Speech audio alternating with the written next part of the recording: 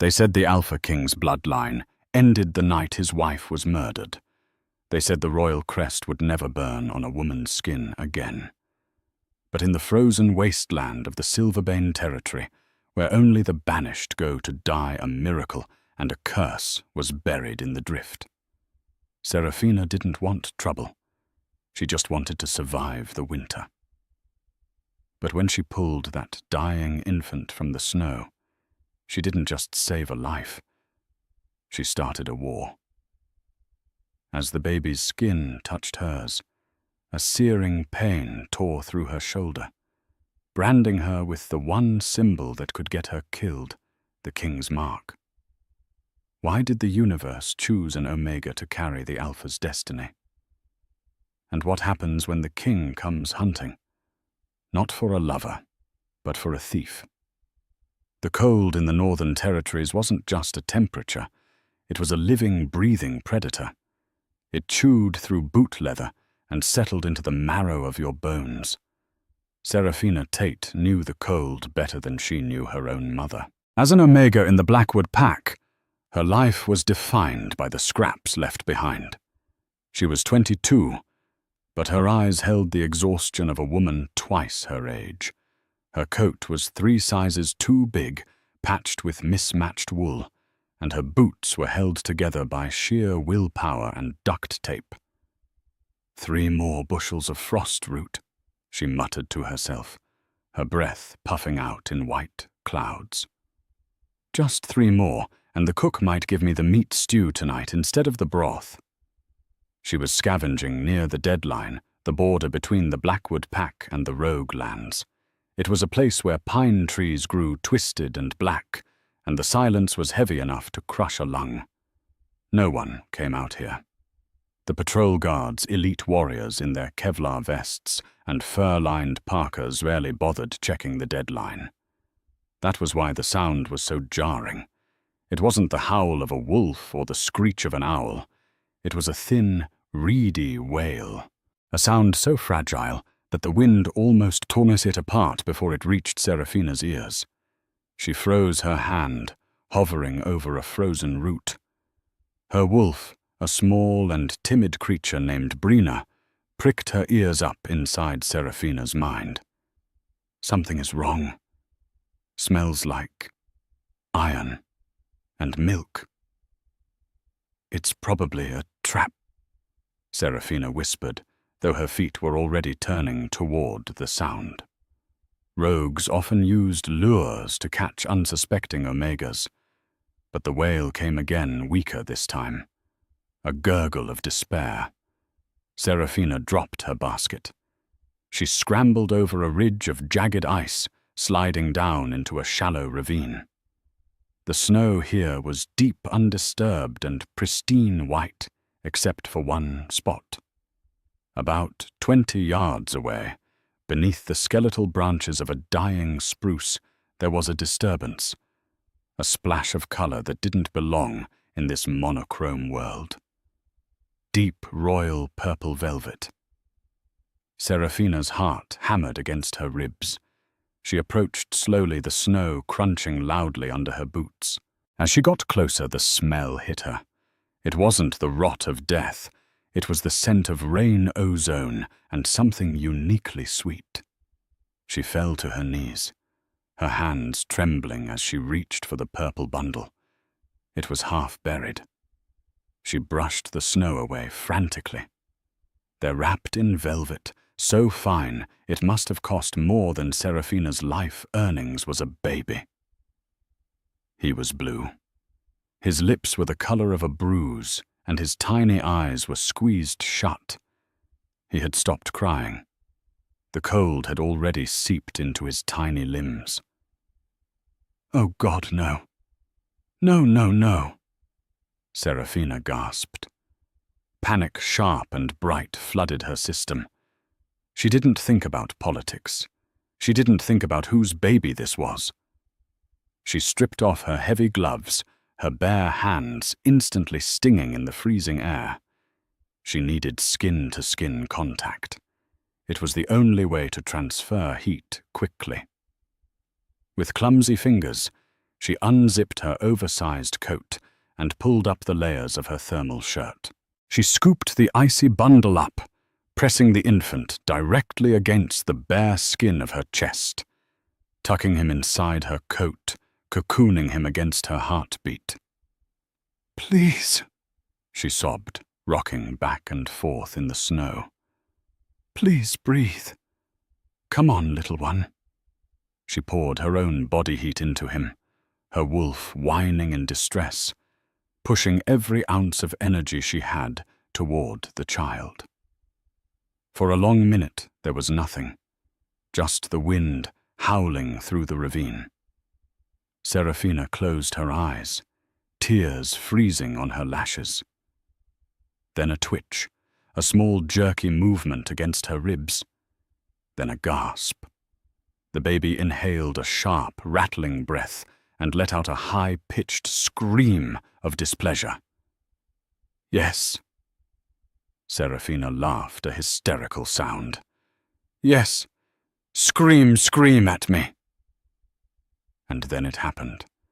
The moment the baby's tiny hand, instinctively searching for warmth, flattened against Serafina's collarbone, the world exploded into white. It wasn't snow blindness. It was pain. A searing, branding heat erupted on the skin of her left shoulder, exactly where the baby's hand rested. It felt like someone had pressed a cattle brand fresh from the forge onto her flesh. Serafina screamed, arching her back, but she didn't let go of the baby. She couldn't. Her arms locked around him as if magnetized. The smell of burning flesh filled the air, mixing with the crisp scent of snow. "Mark!" Her wolf screamed. The mark. Serafina fell onto her side, gasping for air, the snow melting beneath her cheek. The pain subsided as quickly as it had come, leaving behind a dull, throbbing ache. Shaking violently, she pulled the coat open, just enough to look at her shoulder. The baby was crying loudly now, his skin flushing pink with life. But Serafina wasn't looking at the child. She was looking at her own skin.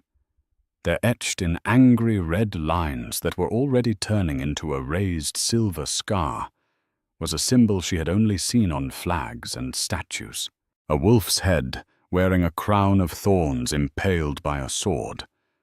The crest of the Alpha King. The crest of House Blackwood. "That's impossible," Serafina whispered, terror gripping her throat tighter than the cold ever could. "The king has no heir. The queen is dead." "Freeze!" The command thundered from the ridge above. Serafina snapped her head up. Standing silhouetted against the grey sky were 5 wolves. They weren't patrol guards. They were the king's elite guard, the Obsidian unit. They shifted into human form, with fluid, lethal grace. The man in the lead was Commander Silas Vane, a man known for executing traitors before they even finished their sentences. "Step away from the bundle, Omega," Silas growled, sliding down the ridge, a Glock 19 in his hand. I can't," Serafina stammered, clutching the coat tighter. "He's freezing. I found him. Silas stopped 10 feet away. He sniffed the air. His eyes went wide. "That scent." He looked from the shivering Omega to the bundle in her coat. Then his gaze locked onto the exposed skin of her collarbone, where the fresh mark was still smoking slightly in the cold air. The color drained from the commander's face. He lowered the gun, but his expression didn't soften. It hardened into something terrified. "Secure her," Silas ordered his men, his voice shaking. "Do not touch the child, and do not let her touch anyone else. We take her directly to the king." "Wait. I didn't steal him," Serafina cried as 2 guards grabbed her arms, hauling her up. "I found him. He was dying. You better pray that's true," Silas said grimly. Because you are wearing the king's claim, girl. And if that baby has a scratch on him, Cillian Blackwood will peel that mark off your skin himself." The ride to the capital Obsidian Peak was a blur of motion sickness and terror. Serafina was thrown into the back of an armored SUV, sandwiched between two silent guards. The baby, who she had learned was a boy, had fallen asleep against her chest, soothed by her heartbeat. Every time the guards tried to take him, the infant would shriek a sound that made the wolves in the car flatten their ears in submission. It was an alpha command, even from an infant. So they let her hold him. Serafina looked out the tinted window as the towering structure of the Blackwood estate came into view.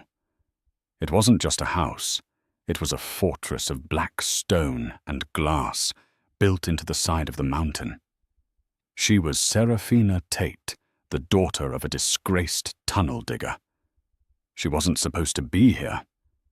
The car screeched to a halt in the courtyard. The doors were ripped open. "Move!" Silas barked. They marched her through the grand halls. The floor was marble, reflecting her dirty, oversized boots. Servants gasped and pressed themselves against the walls as the procession passed. They could smell it, to the overwhelming scent of royal alpha coming from the bundle in the dirty Omega's arms. They reached the double doors of the throne room. Silas didn't knock. He pushed the doors open. The room was vast-lit by a massive fireplace and cold winter sunlight streaming through floor-to-ceiling windows. At the far end, sitting not on the throne, but on the steps leading up to it, was a man. King Cillian Blackwood. He was staring at a glass of amber liquid in his hand. He looked like a man who hadn't slept in a year. His dark hair was messy, his jaw lined with stubble, and his shirt was unbuttoned at the collar, revealing the scars of a dozen wars. Since Queen Rosalind died 2 years ago, Cillian had become a ghost. A violent, ruthless ghost.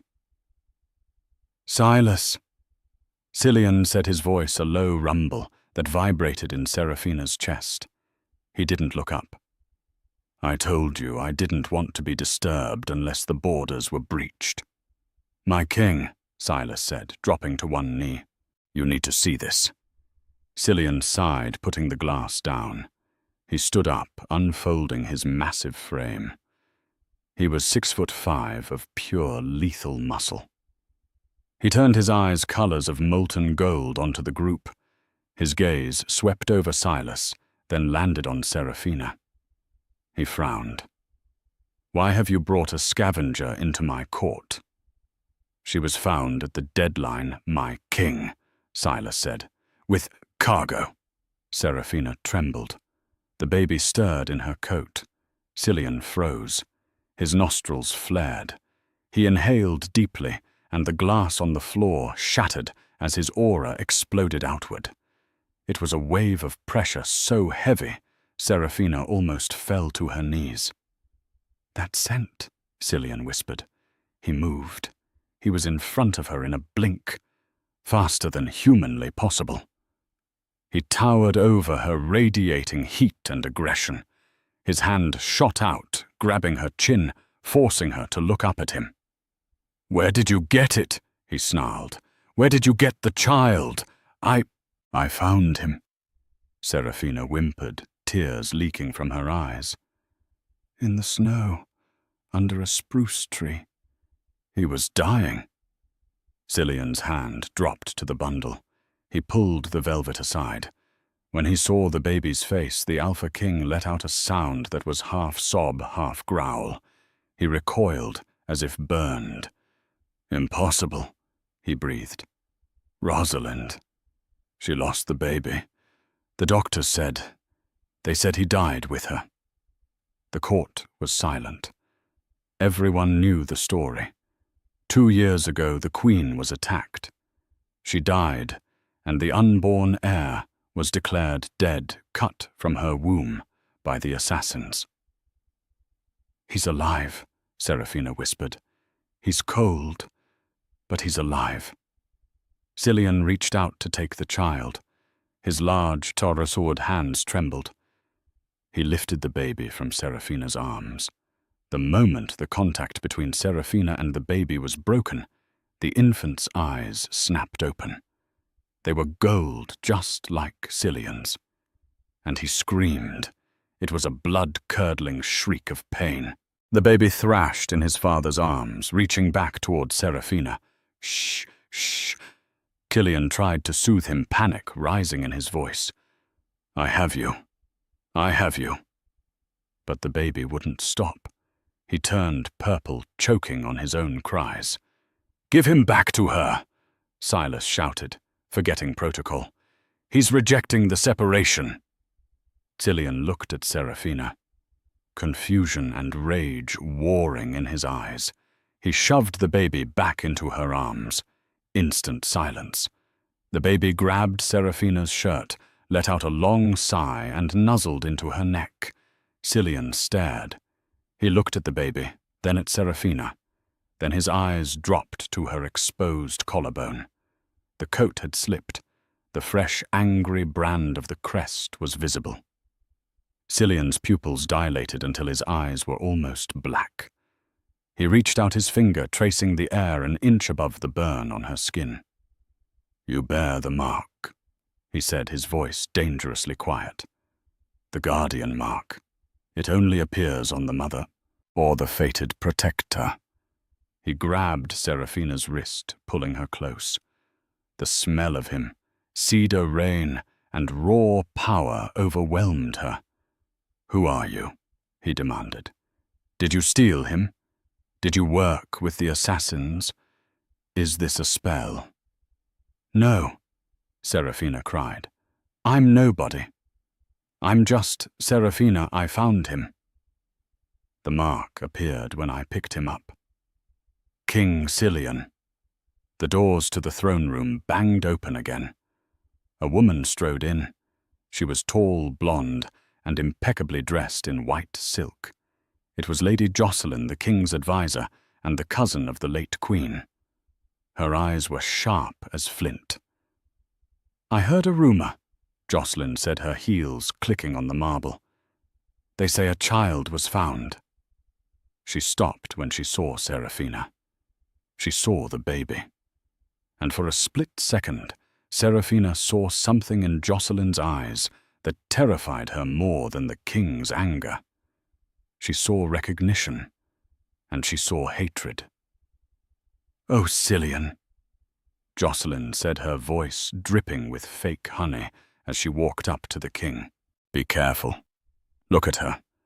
She's a dirty Omega from the slums. This is clearly a trick. The rogues have enchanted a random child to look like your heir to infiltrate the court." Jocelyn pointed a manicured finger at Serafina. "She is a witch, and that mark on her skin, it's a glamour, a fake." Cillian looked at Jocelyn, then back at Serafina. The hope in his eyes began to fade, replaced by the icy paranoia that had ruled him for 2 years. "A trick," Cillian muttered. "Yes," Jocelyn urged. "Give the child to the medics. Throw this girl in the dungeon until we can interrogate her properly." "No." Serafina stepped back, clutching the baby. "He cries without me. You saw it. He cries because you've put a hex on him," Jocelyn snapped. Cillian's face hardened. The Alpha was back in control. "Take the child," Cillian ordered the guards. "Please," Serafina begged. 2 guards ripped the baby from her arms. As expected, the infant began to scream a sound that tore at Serafina's very soul. "Take her to the iron cells," Cillian said, turning his back on her, though his hands were clenched into fists at his sides as the baby's screams echoed in the hall. "If the child is not my blood, she dies at dawn. If the child is my blood, then we find out why she stole him." As the guards dragged Serafina away, she locked eyes with Jocelyn. The blonde woman smiled a small, cruel quirk of the lips. Serafina realized then Jocelyn knew the baby wasn't dead, because Jocelyn was likely the one who had put him in the snow. And now Serafina was the only loose end. The iron cells were not built for keeping people alive. They were built for breaking them. Located 5 stories beneath the Blackwood estate, the air smelled of rust mildew and old fear. Serafina huddled in the corner of cell 4. They had taken her coat. She was shivering in her thin thermal shirt, her arms wrapped around her knees. But the cold of the dungeon was nothing compared to the phantom pain tearing through her chest. It was a physical sensation, like an invisible cord was being pulled taut, hooked into her heart and dragging her upwards. "He's screaming her wolf," Brina whimpered in her mind. "The pup is screaming." "I know," Serafina whispered into the dark, tears streaming down her dirty cheeks. "I can feel him." Every time the baby upstairs 5 floors above took a ragged breath, Serafina felt a sharp pang in her lungs. Every time he cried out in distress, her own mark on her shoulder burned with a sympathetic heat. It was a torture she hadn't known existed.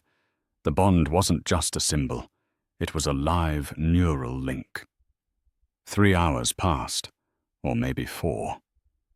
Time moved differently in the dark. Suddenly, the heavy steel door at the end of the corridor groaned open. Heavy footsteps echoed on the concrete. Not the rhythmic march of guards, but the chaotic, thundering pace of someone losing their mind. Serafina scrambled back against the damp wall. The bars of her cell rattled as a key was jammed into the lock. The door swung open, and King Tilion filled the doorway. He looked worse than he had in the throne room.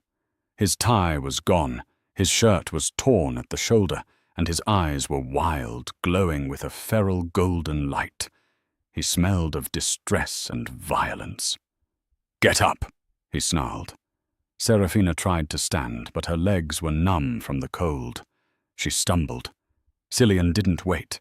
He stepped into the cell, grabbed her by her upper arm, and hauled her to her feet. His grip was bruising, but his hand was hot, so hot. "Make it stop," he growled, his face inches from hers. "What did you do to him?" "I didn't," Serafina gasped, wincing as he dragged her out of the cell. "I told you. I didn't do anything." "He is seizing," Tilion said, his voice cracking. The invincible Alpha King sounded terrified. "The doctors gave him sedatives. They gave him magic blockers. Nothing works. His heart rate is 200. He is dying, Omega. And if he dies, I will tear this building down with you inside it." He didn't bother with handcuffs. He dragged her toward the elevator. The ride up was suffocating. Serafina was pressed against the metal wall, shaking, while Tilion paced the small space like a caged tiger.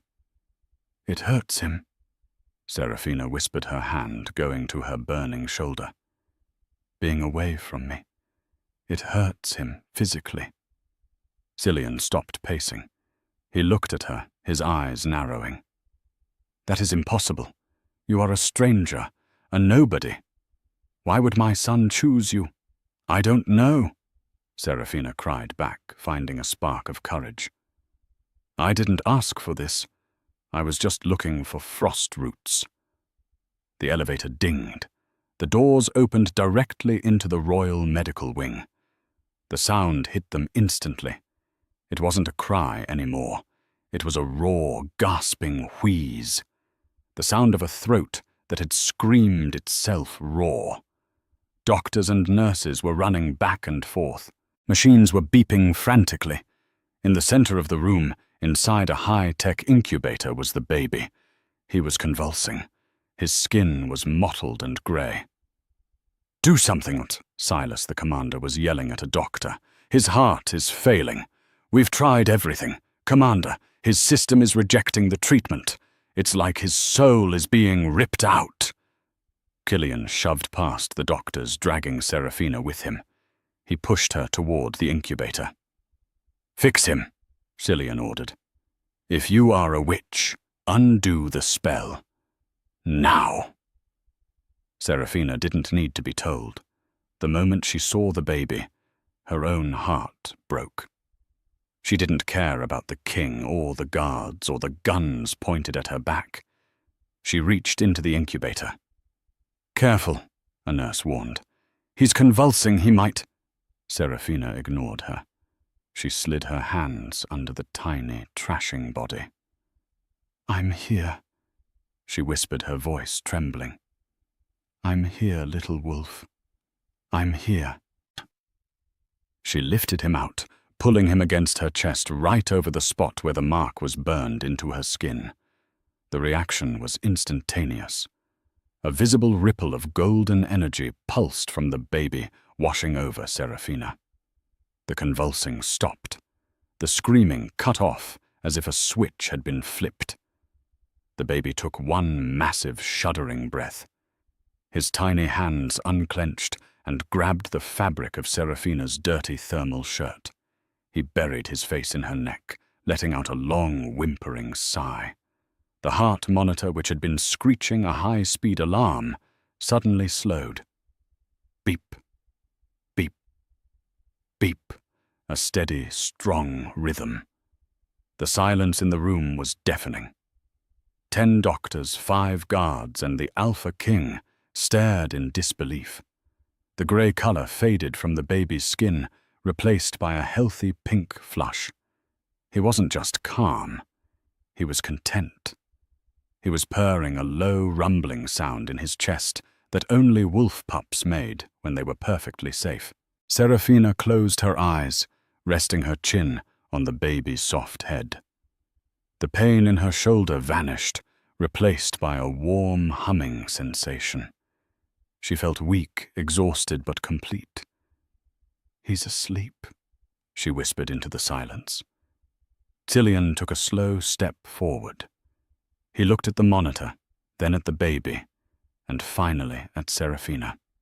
His expression was unreadable, a mix of awe and deep, unsettling suspicion. He reached out his hand, hovering over his son's back. He touched the baby. The boy didn't stir. He was in a deep, restorative coma sleep. "Leave us," Cillian said. "Sir." The head doctor hesitated. "The child needs monitoring." "I said, leave us." Cillian roared, his alpha voice shaking the glass cabinets. The room cleared in 10 seconds. Only Silas remained by the door, hand on his weapon. Cillian stood before Serafina. The adrenaline was fading, leaving him looking exhausted. He looked at Serafina's dirty clothes, her matted hair, and the way she held his son like he was the most precious thing in the world. "What is your name?" he asked quietly. "Serafina," she said, looking down. "Serafina Tate." Tate. Cillian tested the name. "Low-born, Omega, no family." "My parents died in the mines 3 years ago," she murmured. Cillian walked around her, inspecting her like she was a specimen. "The bond you have. It's not a spell. I can smell it now. It's a guardian bond. It's ancient magic. It hasn't been seen in the Blackwood line for 500 years. He stopped in front of her. "It means you have effectively become his life support. If you leave, he dies. If you are hurt, he feels it." Serafina looked up, fear returning. Does that mean you're going to kill me?" Cillian looked at her, his golden eyes intense. "No, it means I can't kill you. It means I am trapped." He stepped closer, invading her personal space. He reached out, and with surprising gentleness, pulled the collar of her shirt down to reveal the mark. It was glowing faintly, a soft silver light, pulsing in time with the baby's heartbeat. "You are a hostage, Seraphina Tate," Gillian whispered. "But not in a dungeon. You will stay in this house. You will stay by his side every second of every day. You will eat what I tell you, wear what I tell you, and go where I tell you." He leaned in his lips, brushing her ear.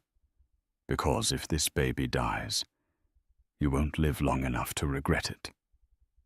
The next morning, Seraphina woke up in a bed that cost more than her entire childhood home. She was in the royal nursery suite. The room was massive, decorated in soft creams and golds. The baby, whom Cillian had named Alaric, meaning ruler of all, was asleep in a crib right next to her bed. Seraphina sat up, wincing. Her body ached, but the gnawing hunger she had lived with for years was gone. Last night, a silent servant had brought her a tray of roast chicken, fresh bread, and fruit. She had eaten until she felt sick. She swung her legs out of bed and walked to the crib. Alaric was awake. He looked at her with those golden eyes, reached up a chubby hand, and gurgled. "Hi," she whispered, smiling involuntarily. "You're a troublemaker, aren't you?" The door opened. It wasn't a servant. It was Lady Jocelyn. The blonde woman didn't knock. She walked in, followed by a severe-looking man in a lab coat, Dr. Aris, the royal geneticist. Seraphina stiffened instinctively, stepping between Jocelyn and the crib. "Relax, Stray," Jocelyn sneered, flipping her long hair over her shoulder. "We're just here for the truth." Dr. Aris set a metal case on the table. "The king has ordered a full genetic sequencing. We need to confirm the child's lineage. And yours." "Mine?" Seraphina asked. "To see if you're related to any enemies of the state," Jocelyn said, walking around the room, running her finger along the dusty-free mantelpiece. "Or if you're just a common thief." Dr. Aris approached the crib. Seraphina tensed, but the bond remained calm. Aris was swift. He swabbed Alaric's cheek and took a small sample of blood from his heel. Then he turned to Seraphina. "Arm," he ordered. Seraphina rolled up her sleeve. He drew a vial of blood. "Results will be ready in an hour," Aris said, packing up. "The king is waiting in his study." Aris left. Jocelyn lingered. She looked at Seraphina, her expression shifting from disdain to something colder. A calculated malice. "You think you've won the lottery, don't you?" Jocelyn asked softly. "Warm bed, Alpha King, the heir to the throne." "I don't want any of this," Seraphina said firmly. "I want to go home. Home to the mud." Jocelyn laughed. "Don't lie. Every Omega dreams of climbing into the king's bed. But listen to me carefully, little rat. Cillian is vulnerable right now. He's grieving. He's confused by this magic trick you pulled. But he will wake up. And when he realizes he's letting a gutter-born girl raise his son, he will dispose of you." Jocelyn stepped closer, her perfume cloying and sweet, too sweet. It smelled like rotting lilies. "Enjoy the silk sheets while you can," Jocelyn whispered. "Accidents happen in big houses like this. Stairs are slippery. Food can be spoiled. Babies are fragile." A low growl ripped from Seraphina's throat. It wasn't her. It was her wolf reacting to the threat against the pup. Jocelyn's eyes widened in surprise, then she smirked. "Feisty. Good. It will make breaking you more fun." She turned and left. An hour later, Silas came to collect Seraphina. He escorted her, carrying Alaric to the king's private study. Cillian was sitting behind a massive mahogany desk. Dr. Aris stood by a holographic screen. Jocelyn was there too, sipping a glass of wine, looking smug. "Sit," Cillian commanded. Serafina sat in the leather chair, Alaric cooing in her lap. "The results are in," Cillian said, his voice flat. He nodded to Aris.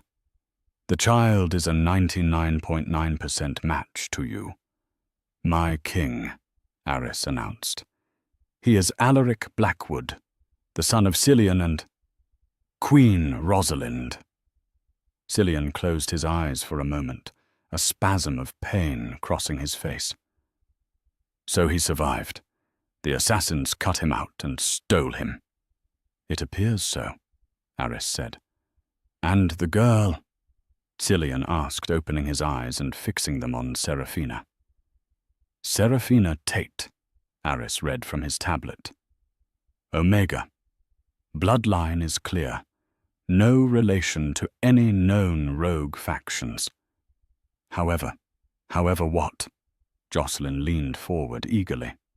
"Her blood shows markers of extreme malnutrition and high levels of silverbane resistance," Aris noted. "She has lived near the deadline her whole life. But there is something else." Aris tapped the screen. A complex double helix appeared. "Her genetic profile has a mutation. It's dormant, but it reacts to alpha DNA. It's what allows her to act as a surrogate anchor for the guardian bond. It's a biological anomaly. 1 in a billion. So she's a freak," Jocelyn summarized. "She is a necessity." Cillian corrected his voice hard. He looked at Serafina. "The test confirms you are not the mother. You are not royalty. But you are the vessel that keeps my son alive. My king," Jocelyn interrupted, her voice sharp. "We cannot trust her. Look at the facts. The baby was found yesterday. Where has he been for 2 years? He's an infant. He hasn't aged. Someone put him in stasis. Someone froze him in time, and then planted him for her to find." Cillian went still. "Stasis. It explains why he is still a newborn." Aris nodded. "If he was born when the Queen died, he should be a toddler. He has been held in magical or cryogenic suspension." "Exactly," Jocelyn said, standing up. "This was a setup. Someone kept the air on ice, waited for the right moment, and then used this girl to infiltrate your home. She is a sleeper agent, Cillian. You have to see that." Serafina's heart hammered. It sounded plausible, even to her. Was she a pawn? "I don't know anything about stasis," Serafina said, her voice shaking. "I swear." "We should interrogate her again," Jocelyn suggested, her eyes gleaming. "Properly this time, with Veritaserum. It might damage her mind, but we'll get the truth." Cillian looked at Serafina. He looked at the baby in her arms. The baby was chewing on Serafina's finger, happy and safe. "No," Cillian said. "Cillian!" Jocelyn cried. "The bond protects the boy," Cillian said. "If we damage her mind, we damage him. I will not risk it." Jocelyn's face twisted in ugly rage for a split second before she smoothed it over. "As you wish, my king. I only want to protect you."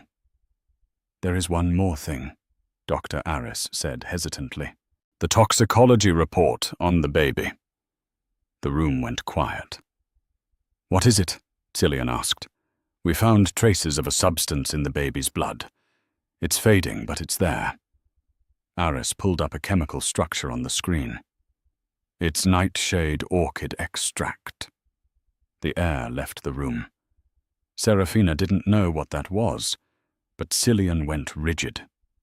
He stood up slowly, his chair scraping loudly against the floor. "Nightshade orchid. Tilion repeated his voice terrifyingly low. "That is the poison that killed Rosalind." "Yes," Aris whispered. "It's a rare poison," Cillian said, walking around the desk. "It doesn't grow in the Deadline. It doesn't grow in the Rogue Lands. It only grows in the royal greenhouses." He turned to look at the room. His gaze swept over Seraphina, who looked confused. Then it moved to Jocelyn. Jocelyn went pale. "Cillian, surely you don't imply—" "This girl," Cillian pointed at Seraphina, "has never been inside the walls of the city, let alone the royal greenhouses. She couldn't have poisoned him with nightshade." "Someone could have given it to her," Jocelyn argued quickly. "A handler, or—" Tilion said, his eyes darkening. "The person who poisoned my wife also poisoned my unborn son. They thought he died, but he didn't. He went into stasis because of the poison. His body shut down to protect himself." Cillian walked toward Jocelyn. She took a step back. "You managed the greenhouses, Jocelyn," Cillian said softly. "After Rosalind died, you took over her projects." I maintained them in her honor," Jocelyn stammered. "Cillian, you are distraught. You are lashing out at family."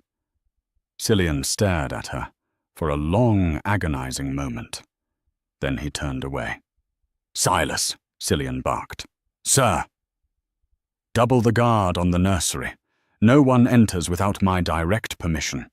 Not the staff, not the advisors." He paused, looking at his cousin. "Not even family." Jocelyn gasped. "You are isolating yourself. You are letting this peasant divide us." "Get out," Cillian said. Jocelyn glared at Seraphina, a look of pure, unadulterated promise of death. Then she spun on her heel and stormed out. The door slammed shut. Cillian let out a long breath. He walked over to Seraphina. He leaned down, his hands gripping the arms of her chair, trapping her. "You are innocent of the poison," he said, his face inches from hers. "But that doesn't make you safe. It makes you a target."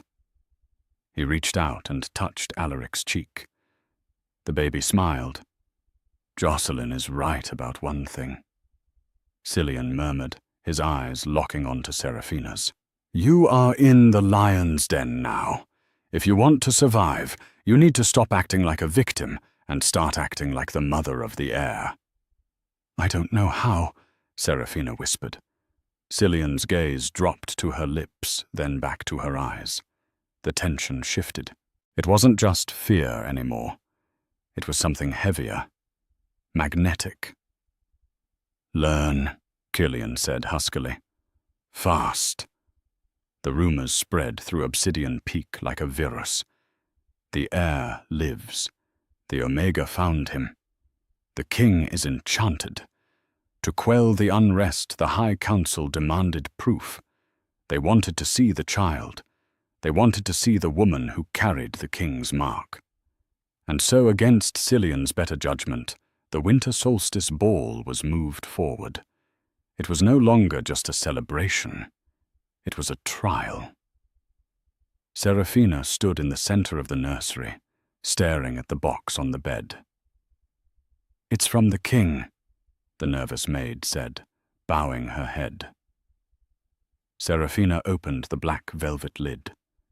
Inside lay a gown of midnight blue silk, dark as the deepest ocean. It was sleeveless, with a high neck and a back that plunged dangerously low. Nestled on top of the silk was a necklace, a choker of white diamonds with a single massive sapphire drop. It was a collar, a beautiful, expensive collar. "He wants me to look like I belong to him," Seraphina whispered. She bathed the maids, scrubbing the last of the Deadline dirt from her skin. They applied oils that smelled of jasmine and crushed pearls. They painted her lips a deep crimson. When Seraphina looked in the mirror, she didn't recognize herself. The scared scavenger girl was gone. In her place stood a woman who looked like she could start a war. But the fear was still there, churning in her gut. She walked to the crib. Alaric was awake, watching her. He was dressed in a tiny, formal velvet suit. "We have to be brave, little wolf," she told him, picking him up. The bond hummed warm and steady. Safe. Safe. A knock at the door. It wasn't a maid. King Cillian walked in. He was wearing his formal military dress uniform, black with gold braiding medals gleaming on his chest, a sword at his hip. He looked devastatingly handsome and terrifyingly powerful. He stopped dead when he saw her. His golden eyes swept over her body, lingering on the exposed curve of her neck. Then the mark on her shoulder, which the dress cleverly framed rather than hid. The mark was no longer red and angry. It was a shimmering silver tattoo. He didn't say she was beautiful. He didn't smile.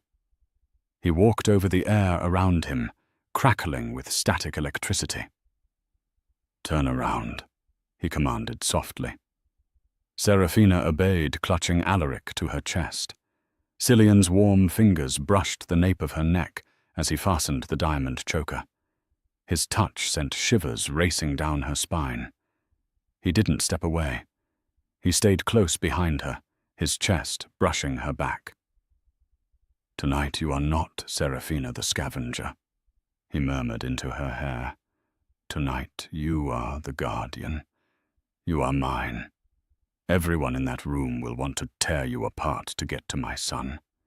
You will not let them." "I won't," she breathed. "Good." He stepped back, offering his arm. "Let's go feed them their lies." The grand ballroom was a sea of color and noise. 500 of the most powerful wolves in the territory were there. When the herald announced them, the silence was instant. His Majesty King Cillian Blackwood, the heir Prince Alaric, and the guardian Serafina Tate. They descended the grand staircase. Cillian kept her hand tucked firmly in the crook of his arm. Every eye was on them. Serafina could smell the judgment, acrid and sharp. She could hear the whispers. "That's her. The gutter rat. Look at the mark. It's real. She's holding the prince like a shield." They reached the floor. Immediately the High Council members swarmed them. "My king," Elder Thomas said, his eyes greedy as he looked at the baby. "Is it true? Is this really Rosalind's son?" "See for yourself," Cillian said coldly. Serafina stepped forward. She didn't flinch. She angled Alaric so the elders could see his face, but she kept her grip tight. Alaric looked at the old man and let out a small, bored huff. Then his eyes flashed gold. The elders gasped.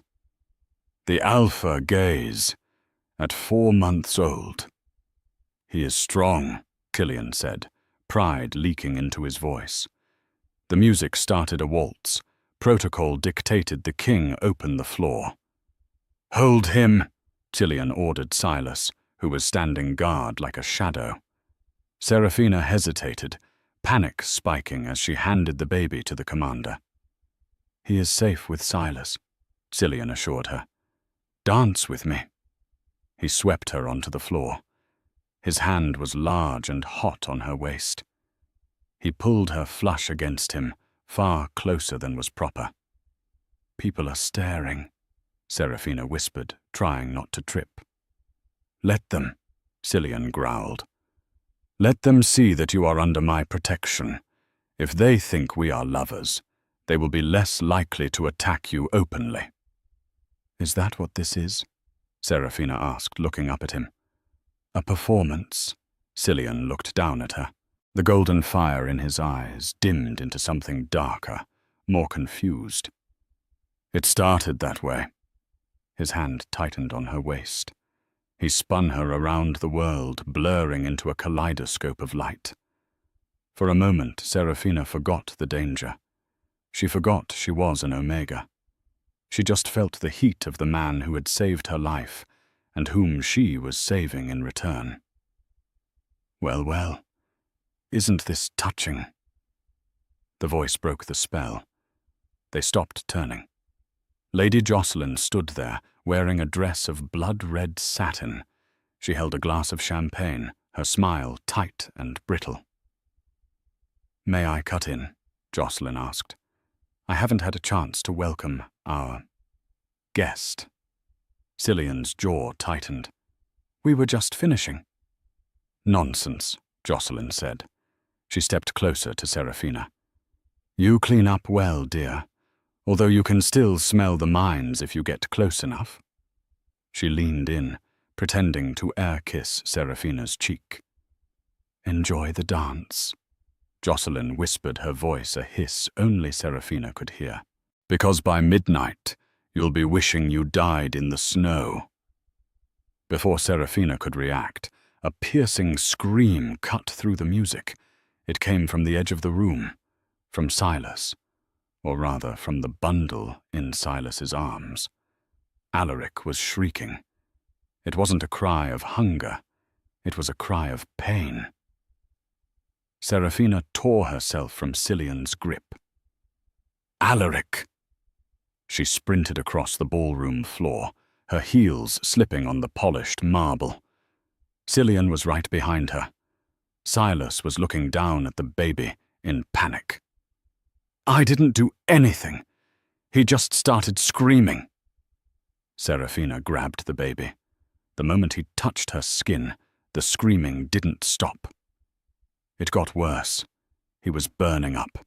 His skin was scorching hot. "He's burning," Serafina cried, looking at Cillian. "He's on fire!" Cillian touched the baby's forehead and hissed, pulling his hand back. "He's feverish. Massive spike." "It's the bond," Serafina realized. She looked around the room wildly. "He's reacting to something nearby. Someone here. Someone has the poison." The music died. The crowd gasped. "Seal the doors!" Cillian roared, his voice shaking the chandeliers. "No one leaves!" Jocelyn stood in the center of the floor, sipping her champagne. She looked at the chaos, and for the first time she smiled a genuine smile. "Too late," she mouthed. Then the lights went out. Serafina woke to the roar of rotors and the bite of freezing wind. She wasn't in the ballroom anymore. She was being dragged through deep snow, her heels carving lines into the white wasteland. She looked up and gasped. They were back at the deadline, the exact ravine where she had found the baby. A helicopter hovered above, kicking up a blinding storm. Standing by the withered spruce tree was Lady Jocelyn holding Alaric. The baby was silent, sedated, and pale. "Why?" Serafina screamed, struggling against Lieutenant Miller's grip. "He ends where he began," Jocelyn shouted over the wind, her eyes manic. She pulled a silver dagger from her belt. "The nightshade didn't kill him in the womb because of the cold stasis, so I brought him back to finish the job. A tragic kidnapping gone wrong. You and the bastard heir dead in the snow." "He is your family," Serafina cried. "He is a monster." Jocelyn raised the dagger. "And you are just a loose end." Serafina didn't think. She let the wolf take over. She sank her teeth into Miller's hand. He howled, his grip loosening for a split second. It was enough. Serafina lunged, tackling Jocelyn just as the blade came down. The dagger missed Alaric by an inch, plunging into the frozen earth. "Shoot her!" Jocelyn shrieked, kicking Serafina off. Miller raised his rifle. Bang! The shot echoed, but Serafina didn't fall. Miller dropped a hole in his forehead. On the ridge above, a massive shadow blocked the sun. A black wolf the size of a bear launched itself down the cliff face. It hit the ground with the force of a meteor shifting mid-air into a man. King Cillian. Naked to the waist, steam rising from his skin, his eyes burning with golden rage. "Cillian!" Jocelyn gasped, backing away. "She kidnapped him. I was trying to save." Cillian didn't speak. He moved faster than sight. He grabbed Jocelyn by the throat, lifting her feet off the ground. "I heard you." He snarled, his voice a low rumble that shook the ground. "You killed my wife. You tried to kill my son." He squeezed. Jocelyn clawed at his arm, but she was nothing against the Alpha King. Cillian threw her. She flew 10 feet, slamming into the trunk of the pine tree with a sickening crunch. She crumpled into the snow, motionless. Cillian fell to his knees, crawling toward Serafina and the baby. "Alaric," he choked out.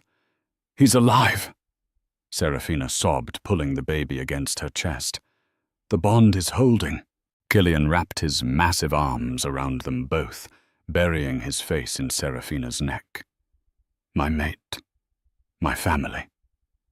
But their relief was cut short. A terrifying, cracking sound thundered from the mountain above. The gunshot and the helicopter had destabilized the snowpack. "Avalanche," Cillian whispered, looking up at the wall of white death rushing toward them. There was nowhere to run. Cillian shoved Serafina and Alaric into the small hollow of the rock face. He turned his back to the oncoming storm, using his own body as a shield to cover them. "Do not let go," he commanded, his eyes locking with hers one last time. Then the mountain fell on top of them, and the world went black. Silence followed the roar. The world had compressed into a pitch-black pocket of ice and rock. Serafina couldn't move. Cillian was arched over her, his hands braced against the rock wall, his broad back taking the crushing weight of the snowpack. "Cillian," she whispered. "I've got you." He gasped, blood trickling from his nose. "I won't let it touch you." The air was thin, but it was hot. The bond between the three of them, alpha mother and heir, generated a feverish warmth that kept the freezing cold at bay. "If we don't make it," Cillian whispered in the dark, his voice strained, "you need to know. My wolf chose you before the mark ever appeared. I loved you the moment you walked into my court." "Don't say that," she sobbed, pressing her hand to his chest. "Save your breath. That is an order from your queen." Hours passed. Cillian's breathing grew ragged. Just as the weight threatened to break him, a scratching sound echoed above. A beam of sunlight pierced the gloom. "Dig there here," Silas's voice roared. Gloved hands reached down. They pulled Alaric out first, then Serafina, and finally Cillian. The king collapsed onto the surface, battered and bruising, but alive. Across the snow, a scout stood over a motionless lump by the pine tree. Silas checked for a pulse and shook his head. Jocelyn was gone, her neck broken by the impact against the tree before the avalanche even hit. The nightmare was over. Cillian reached out from his stretcher, and Serafina took his hand. He squeezed it weakly, but with possessive strength. "Let's go home," she whispered. The Blackwood Gardens were a riot of spring flowers, burying the memory of winter in violet and white. Serafina stood on the balcony, smoothing down her gown of white silk. Below, thousands of pack members cheered, flags waving in the wind. "You look nervous," a deep voice rumbled. Cillian stepped up behind her, wrapping his arms around her waist. He was fully healed, the shadows under his eyes replaced by a vibrant happiness. "I'm a tunnel digger's daughter, about to be crowned queen." She smiled, touching the massive diamond ring on her finger. "Of course I'm nervous." "You survived the deadline. You survived the avalanche," Cillian said, kissing the mark on her shoulder that was now a symbol of pride. "You are more royal than anyone in this kingdom." They looked down at the playpen, where Alaric, now a chubby, happy 10-month-old, was pulling himself up on the bars, laughing at the crowd. The trumpets sounded. "Ready?" Tilion asked, offering his arm. Seraphina picked up their son, settled him on her hip, and took her mate's hand. "Ready?" she said. Together they stepped out into the light. And that is the story of Seraphina and the winter air. From a scavenger in the frozen wastes to the queen of the most powerful pack in the north, Seraphina proved that true nobility isn't about bloodlines. It's about the courage to protect what you love. Lady Jocelyn thought the cold would kill the air, but she forgot one thing: wolves don't freeze. They survive.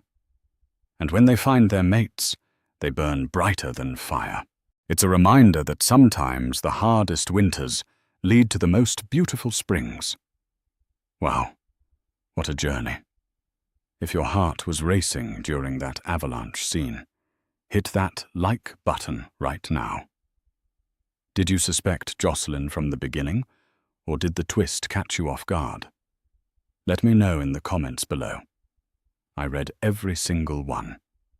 And if you want more heart-pounding werewolf romances, dramatic twists and happy endings, make sure to subscribe and ring that bell so you never miss a story. Thanks for listening, and I'll see you in the next video.